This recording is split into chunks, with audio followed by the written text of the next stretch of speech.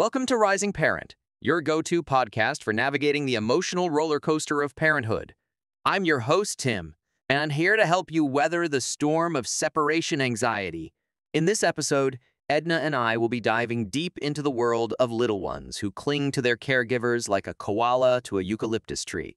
We'll explore the normal stages of separation anxiety, offer practical tips for easing your child's fears, and debunk some common misconceptions. So, grab a cup of tea and let's navigate this challenging phase together.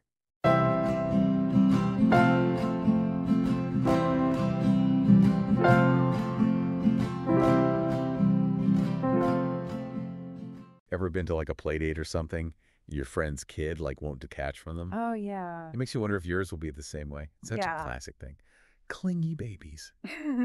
So today we are going to do a deep dive into what's going on there. We've got some expert insights from the National Childbirth Trust. This deep dive will be your guide to not just surviving this phase, but really thriving. Yeah, and maybe even appreciating it. I know it's hard when you're in it, but there's actually some really cool stuff behind why babies get clingy. It's a big development for them. See, I love that you're already dropping these little truth bombs. That's our expert, by the way. You're listening to the deep dive. So the NCT guide uses this term, separation anxiety, which I don't know about you, but it sounds a little intense, right? What are we really talking about here? Yeah, so it's basically a baby's distress when they're separated from their parents or like their main caregivers. It usually happens between 10 and 18 months old, but the article mentions that some babies show it earlier. Oh, yeah, for sure. My niece was way early. Why that age, though? So around that time, babies develop something called object permanence. And that's when they realize that things and people still exist even when they can't see them. Before that, if you're out of sight, you're gone. Poof. Exactly. But now they know you're still around and they want to keep you close. Makes sense. So that out of sight, out of mind thing that babies do, that's done at this point. Exactly. And as tough as it is, for parents, it's a good sign, shows they're forming a secure attachment, which is so important for their development. So it's like not just stage 5 clinger, it's a whole cognitive leap. That makes me feel a little better about the times mine wouldn't let go. How can you even tell if they're going through separation anxiety? Yeah. What are the signs? Well, the article mentions a few. I can think of a few. Crying when you leave them, even if it's with someone they know. Trouble sleeping alone. Always wanted to be held. All the stuff that makes you really wish you'd gone all in on that baby carrier. You got it. Those are all classic signs. But, and this is important, separation anxiety isn't the same for every baby. Some are subtle, and some are, well, a little more on the dramatic side. Right. Some might get a bit quieter or clingy, and others have these full-blown meltdowns. It's about noticing the changes in their behavior, whatever that looks like for them. So pay attention to those individual cues. How do we deal with it, though? Yeah. Without a total meltdown ourselves. The article had some good advice on this. Like taking it slow with separations. Gradual independence is key. Like imagine if you were just thrown into a new situation with zero warning, overwhelming. Yeah. That's kind of what it's like for babies with separation anxiety. So like no dropping them off at daycare for 8 hours on day 1? Probably not the best strategy. The article says it's better to start small, leaving them with someone familiar just for a few minutes and slowly increasing the time. Then as they get comfortable, you can expand that circle of caregivers. Like dipping their toes in the water instead of just throwing them in. It's like they learn that you're coming back. You don't just disappear forever. Exactly. And while you're working on that independence, predictability can really help too. The article really emphasizes that. A routine can be really reassuring for a baby. Oh, so like a little goodbye ritual. Yeah. I've heard of those. Yeah, like a little wave, or you say the same thing every time, like see you soon, or even like a little song you always sing when you leave. Yeah.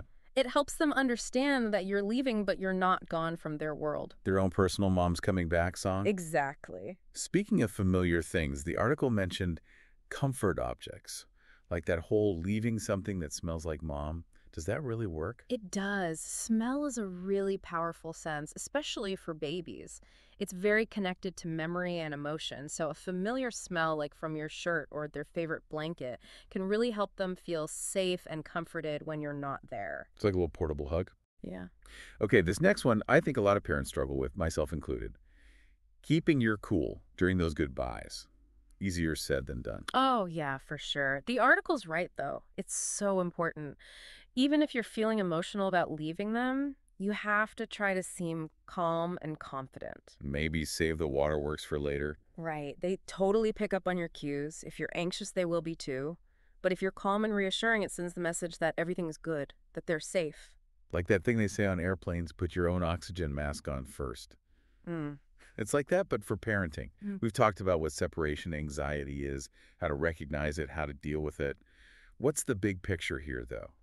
What do parents really need to keep in mind? I think the article does a nice job of debunking some myths and offering some reassurance, which is what parents need. First of all, it's not forever. Thank goodness. It's a phase, just like all the other phases they go through. Teething, learning to walk. It's easy to get stuck in the moment, but it will pass. That is reassuring. What about that thing where people sneak out? Is that ever okay? It's tempting. You want to avoid the meltdown, but the article says don't do it. Really? Sneaking out might save you some tears in the short term, but long term, it erodes their trust. Oh, because then they're always wondering if you're going to disappear. Exactly, and that can make the anxiety worse in the long run. It's better to be upfront about leaving, even if it means some tears at first. Honesty and transparency win again.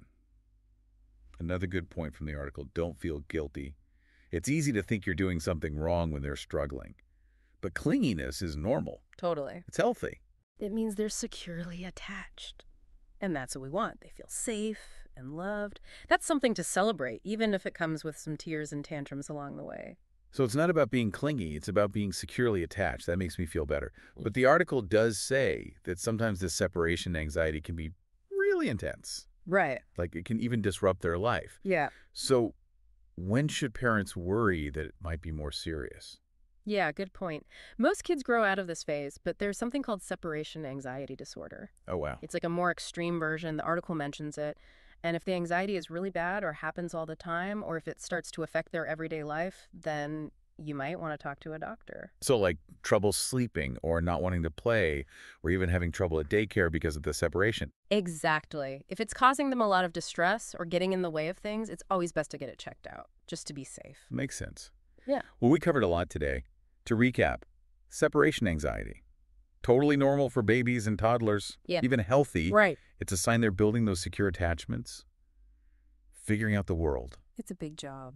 We talked about ways to handle it.